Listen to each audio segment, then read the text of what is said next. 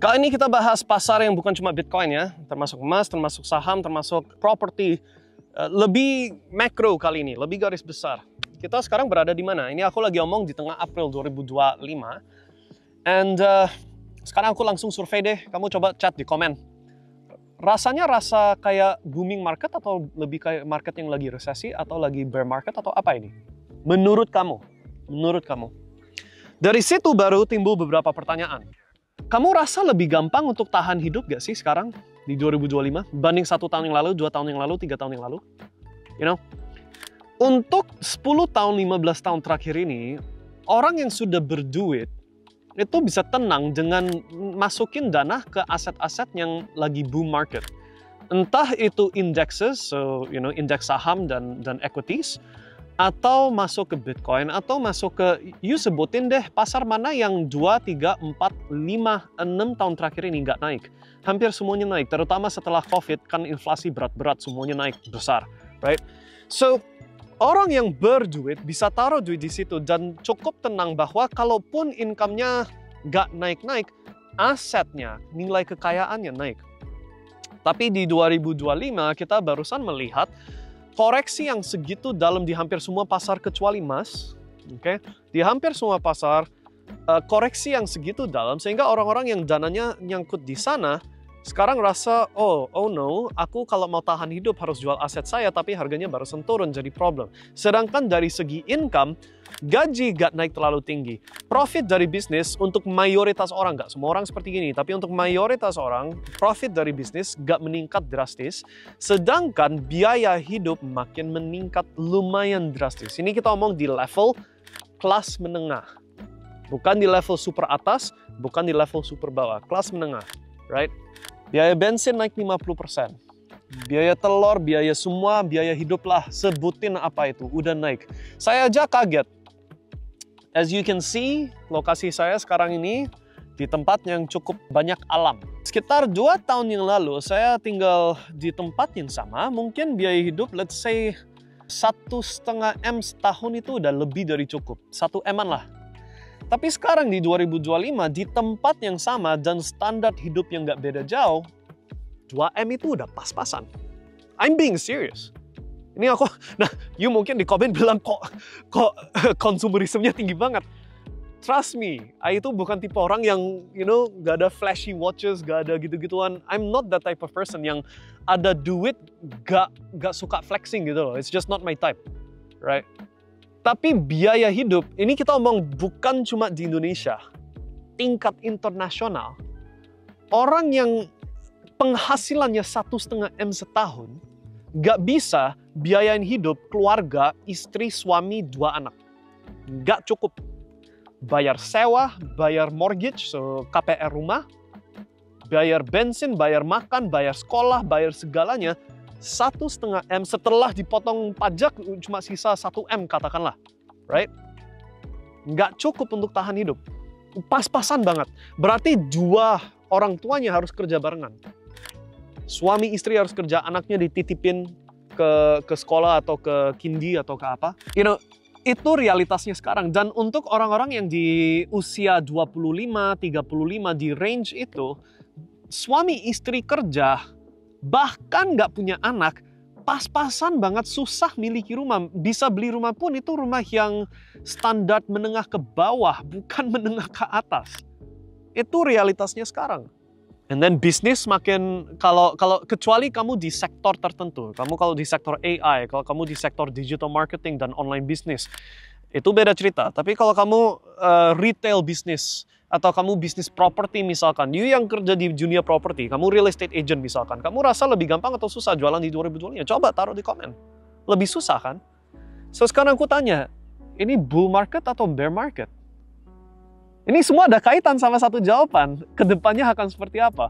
Kalau you tanya ke saya pribadi, ini nggak bisa lanjut sustainable. Nah, bisa jadi ada apa ya, short term rise di pasar-pasar. Itu possible.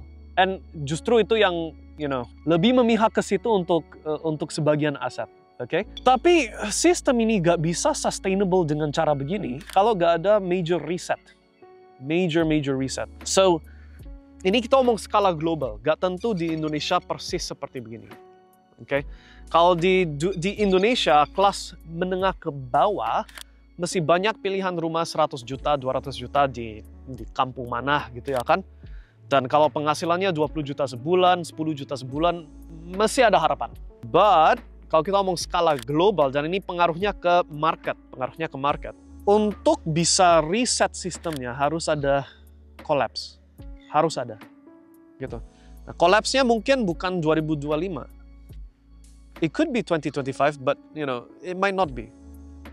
Yang you harus mulai pertimbangkan adalah kalau saatnya ada collapse, battle plan kamu apa? Mau retire karena semua pasar naik? Well, what if semua market turun? Kamu ada backup plan-nya nggak?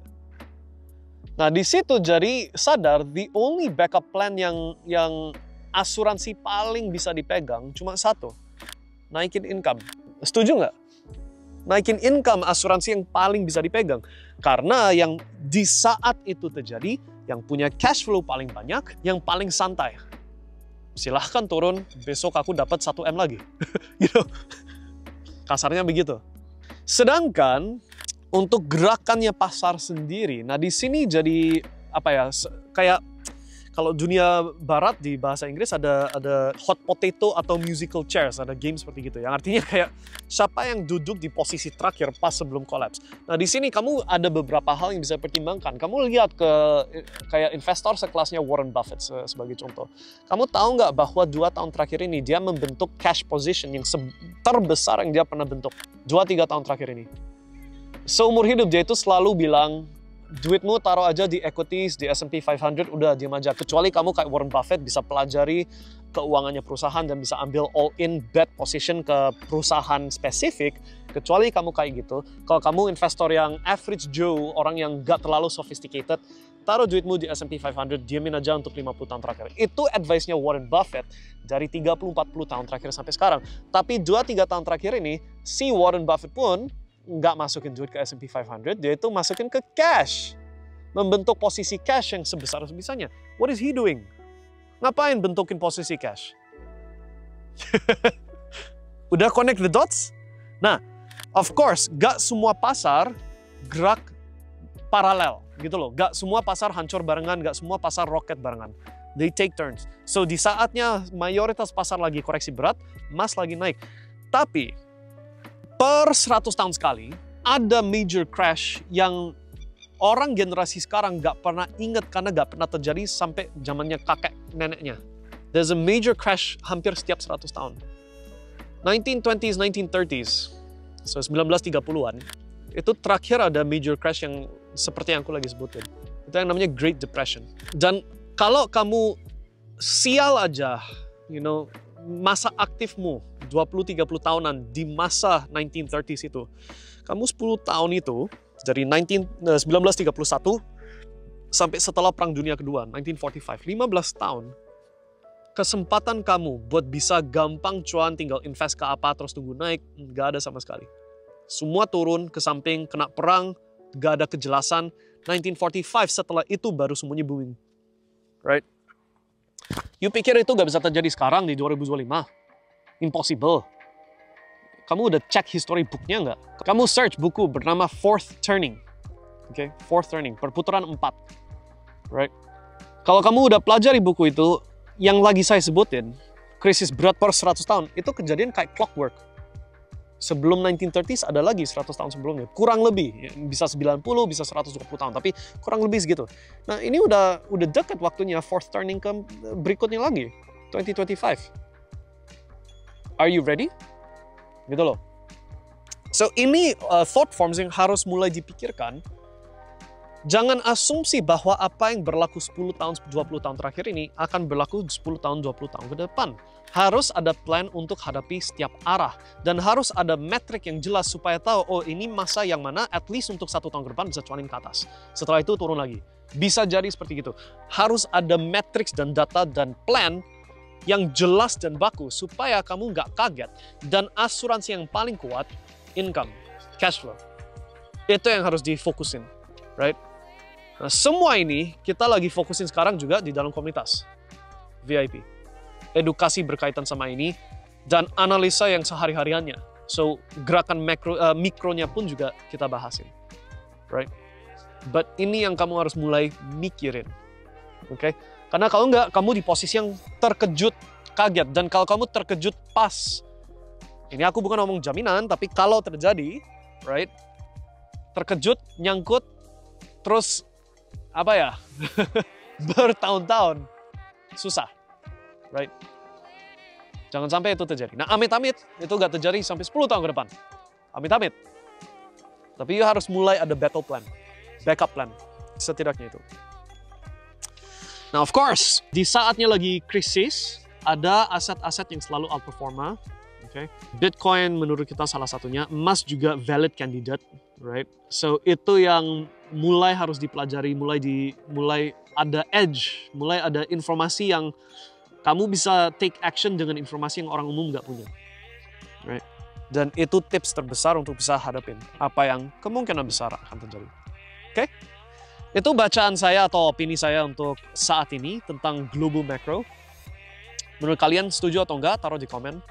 Dan kalau mau didalamin topik tertentu, silahkan kasih tahu. And of course, kalau kamu di komunitas, tinggal tanya aja ya. Kita buka diskusi di situ juga. See you guys next time and stay safe. Okay? Ada saatnya salam cuan. Dan sementara, stay safe. Bye.